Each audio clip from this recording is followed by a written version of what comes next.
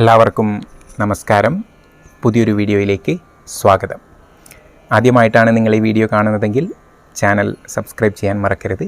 അതുപോലെ തന്നെ വീഡിയോ മുഴുവൻ കണ്ട ശേഷം ഒരു ലൈക്കും കമൻറ്റും തരാനും മറക്കരുത്. നമ്മൾക്ക് വീഡിയോയിലേക്ക് കടക്കാം. ഇന്നത്തെ വീഡിയോയിൽ നമ്മൾ പറയാൻ ഉദ്ദേശിക്കുന്നത് രാശികളുമായി ബന്ധപ്പെട്ട വളരെ ഇമ്പോർട്ടൻ്റ് ആയിട്ടുള്ള കുറച്ച് കാര്യങ്ങളാണ്. ഫലഭാഗത്തിൽ വളരെയധികം ആവശ്യം വരുന്ന കാര്യങ്ങളാണിത്. രാശികളുടെ കുറച്ച് തരംതിരിവുകൾ നമ്മൾക്ക് പഠിക്കാം. ആദ്യമായിട്ട് സ്ത്രീ പുരുഷ രാശികൾ. രാശികളിൽ സ്ത്രീ രാശികളുമുണ്ട്, പുരുഷ രാശികളുമുണ്ട്. ചില രാശികൾ സ്ത്രീ രാശികളായിട്ട് അറിയപ്പെടുന്നു, ചില രാശികൾ പുരുഷ രാശികളായിട്ട് അറിയപ്പെടുന്നു.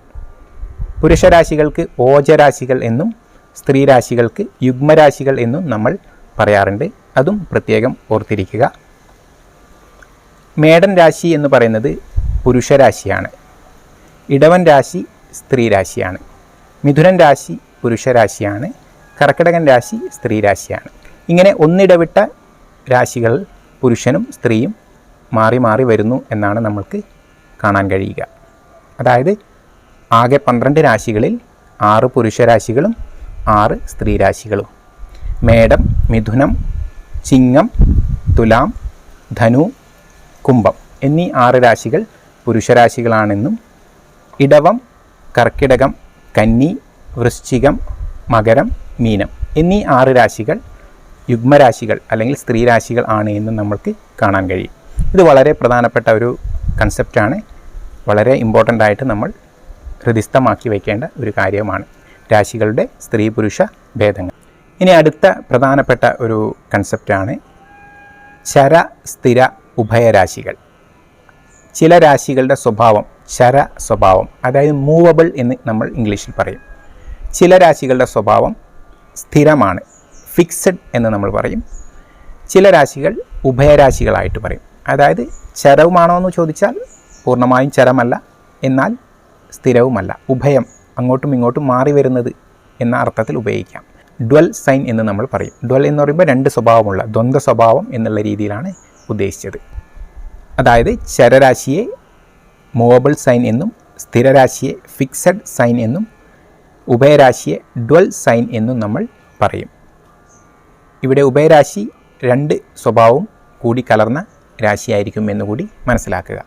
ഇനി ഇത് ഏതൊക്കെയാണ് എന്ന് പഠിക്കാം. മേടൻ രാശി എന്ന് പറയുന്നത് ചരരാശിയാണ്. ഇടവൻ രാശി എന്ന് പറയുന്നത് ചരം കഴിഞ്ഞാൽ പിന്നെ അടുത്തത് സ്ഥിരരാശിയാണ്. അതായത് ഇടവൻ രാശി ഒരു സ്ഥിരരാശിയാണ്. മിഥുനൻ രാശി ഒരു ഉഭയരാശിയാണ്. ഇതേ ക്രമം നമ്മൾ ആവർത്തിച്ച് വരുന്നു എന്നേ ഉള്ളൂ. വീണ്ടും കർക്കിടകൻ രാശി ചരരാശി, ചിങ്ങൻ രാശി സ്ഥിരരാശി, കന്നിരാശി ഉഭയരാശിയായിട്ട് വരും.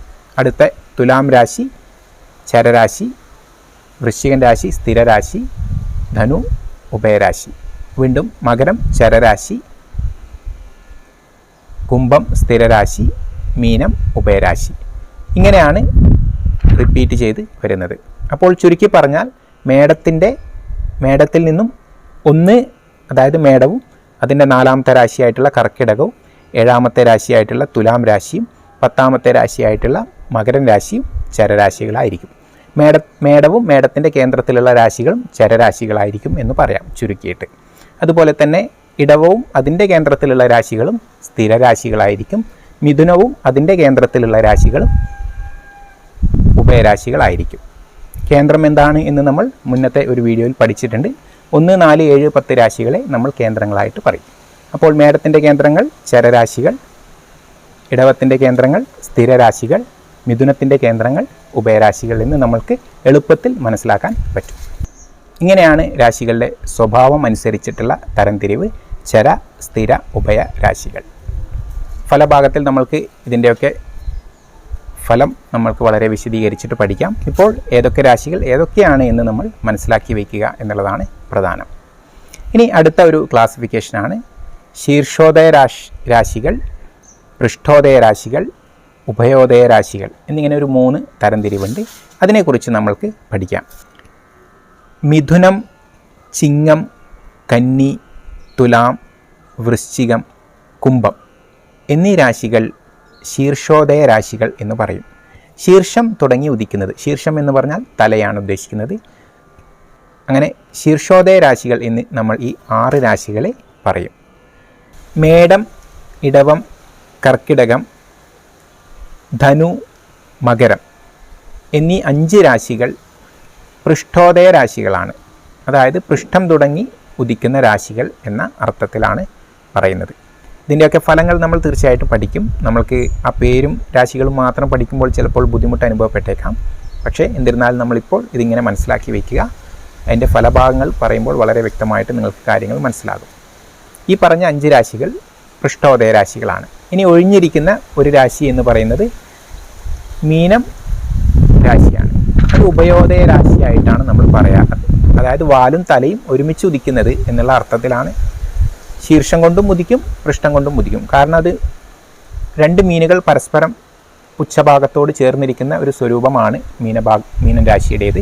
അതുകൊണ്ട് ഉദിക്കുന്ന സമയത്ത് ഒരു മീനിൻ്റെ തലയും ഉണ്ടാവും, മറ്റൊരു മീനിൻ്റെ വാലും ഉണ്ടാകും എന്നുള്ളത് കൊണ്ട് രണ്ടും കൂടി ഉദിക്കുന്ന ഒരു രാശിയായിട്ടാണ് നമ്മൾ മീനൻ രാശിയെ പറയുന്നത്. ഇങ്ങനെ ശീർഷം, പൃഷ്ഠം, ഉഭയം, ഉദയങ്ങളായിട്ട് രാശികളെ നമ്മൾ തരംതിരിച്ചിട്ടുണ്ട് എന്നുകൂടി മനസ്സിലാക്കുക.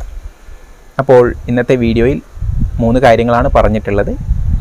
രാശികളുടെ സ്ത്രീ പുരുഷ ഭേദങ്ങൾ, അതുപോലെ തന്നെ ചര സ്ഥിര ഉഭയരാശികൾ ഏതൊക്കെയാണ് എന്നും, അവസാനം പറഞ്ഞത് ശീർഷോദയ രാശികൾ, പൃഷ്ഠോദയ രാശികൾ, അതുപോലെ തന്നെ ഉഭയോദയ രാശി.